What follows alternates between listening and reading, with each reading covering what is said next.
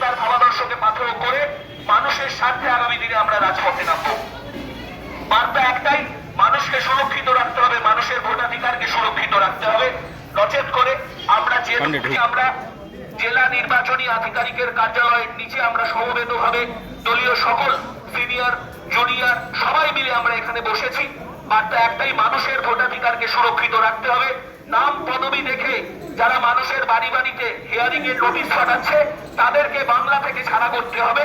তাদের অঙ্গুলি লেহনে যদি ইসিআই যেমন আমরা জেলায় জেলায় বসেছি, আগামী দিনে এই আন্দোলন ত্বরান্বিত হবে। প্রতিটা জেলায় জেলায় ত্বরান্বিত গতিতে এই আন্দোলন কিন্তু জেলা নির্বাচনী আধিকারিকের নিচে নিচে হবে, এটা আমরা বলে রাখতে পারি।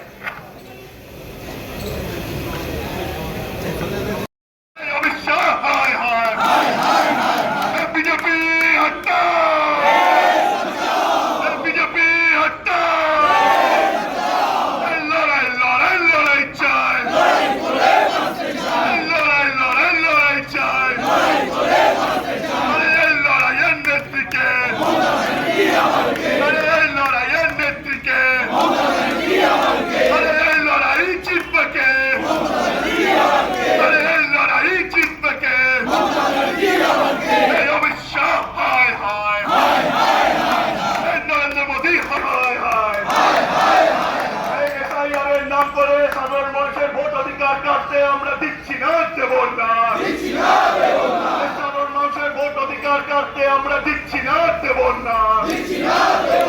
সাধারণ মানুষের ভোট অধিকার কাটতে আমরা দিচ্ছি না, দেব না। লড়াই লড়াই লড়াই চাই।